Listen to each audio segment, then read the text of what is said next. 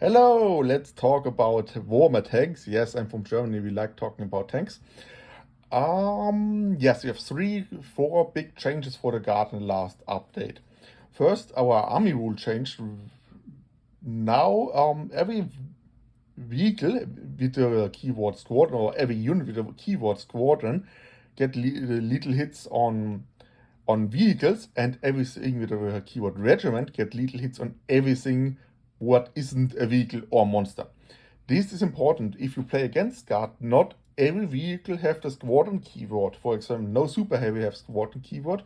Tank commander don't have squadron keyword, so don't they they don't get any little hits. That's important if you play against guard. Also, for example, single guard characters don't have regiment, and so they don't get little hits on your infantry or something. That's important too if you have a single character running around. So, but now and another big change is the artillery get nerfed a lot because these born soldier rules don't apply to artillery because you must see the enemy, and artillery most times don't see the enemy because then why you need artillery. And the artillery only hits on 4+, and you have a lot of tricks and methods in the guard you could hit with the artillery on a 2+, and re-rolling once if you made it correct. This isn't possible any longer now. And tank shock become much different, a little bit different. If you, before it was you get for all of you who don't know tank shock, before the update you get as many dice as your strength of your strongest melee weapon, and for every 5+ you get one little mortal wound on the enemy. Now it's not the strength of the weapon, but the toughness. And the toughness of the guard tanks is higher than the strength of the weapon. The rogue of a weapon strength of 7, I think, and the toughness of 12. So now we get 12 dice with tank shock. That could be interesting. I will talk about a little bit about this later. But let's start with the Chimera. Why I take the Chimera in this list? Yes, it's an armored vehicle. It have a squadron. And it now gets little hits on vehicles, so it's much more dangerous for vehicles. If you want a killer missile, because most times the Chimera don't stand still, move at once across the field and wanted to blow infantry on objectives or something like this, they don't get they don't have a lot of the bonds.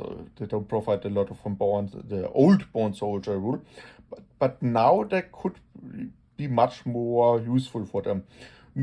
For example, you could put Katashan in them, then they get the scout tool, scout forward, and then move forward, and you could at least have the possibility to get a good shot in the first turn with your hunter killer missile, your bolter, your stubborner, and your last gen ray. Yes, they aren't very strong, these weapons, but if you have little hits, you at least the potential to make some wounds on even a very big target. For example, I shoot sometimes with my 18 stubborner shots in monsters or tanks, and always chip one wound back or at least make a little bit of damage. So the Chimera could do a similar thing with these weak weapons, but enough firepower, even if you have a 2+ save. Sometimes even 2+ saves fail. The Demolisher, in my opinion, get a little bit stronger because this is a very short range weapon, so you must go close to the enemy, and probably at least in the first turn you don't get your bone soldiers in the old rule because you must move forward, and now you get it if you shoot on a vehicle. And if you shoot on something infantry like with the main gun, don't change anything, and the other secondary weapons are strong enough to kill infantry, as probably at least if you don't fight something like Custodes or some very, very tough infantry, then yes, but you, in my opinion, you don't get much weaker with this. The Vanquisher is one of the cheapest Leman Russ, or is the cheapest Leman Russ, my favorite Leman Russ.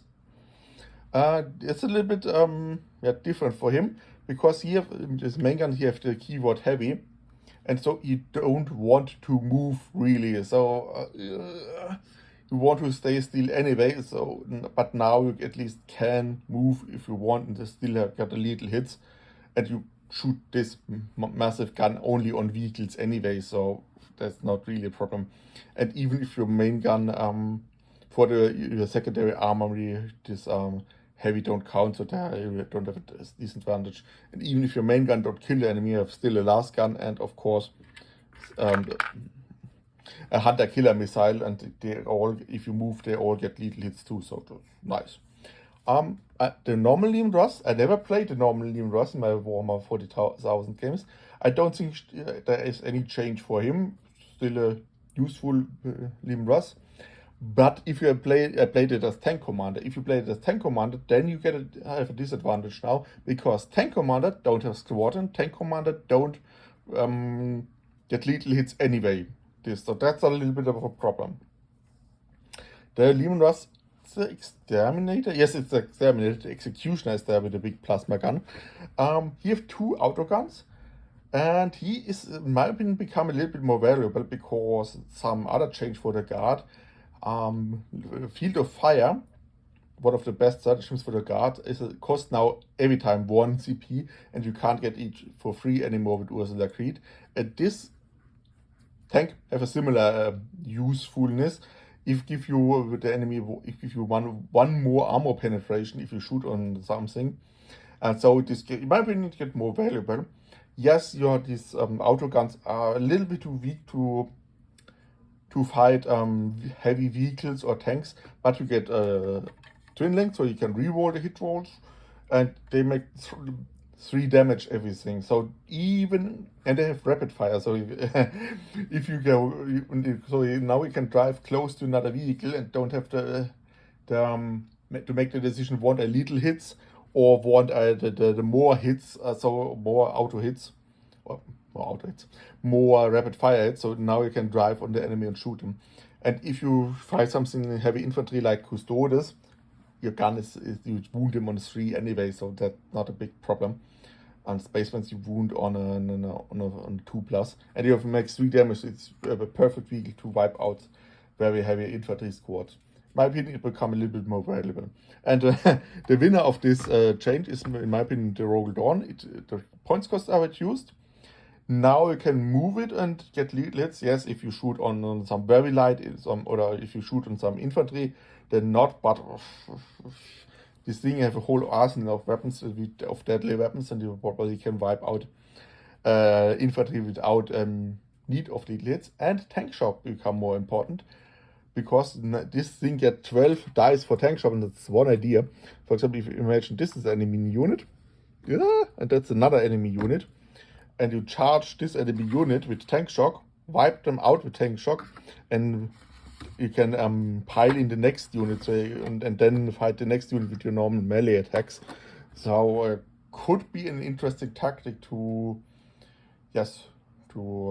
fight enemy units. And if you, for example, your Rogal Dawn is locked into combat, you can charge another tank in the next turn in tank shock 2 and wipe the enemy unit out if you survive the first fight with your tank. So I think tanks become even stronger. Yes, that could be very interesting. For me, personal, I have an idea to play list 3 Liam Ross, 3 Rogal Dawns next time. And I had another idea with 2 Basilists, but the Basilists get nerfed a little bit, so probably I will go the Rogal Dawn route. So if you wanted to see the other tanks, because I don't have them, I will make a separate video for the Punisher and the Executioner and the Eradicator. 3 other tanks I missed in this video because I don't have them. I will talk about them and show you the data sheets of the vehicles and talk a little bit about them. So see you, bye bye.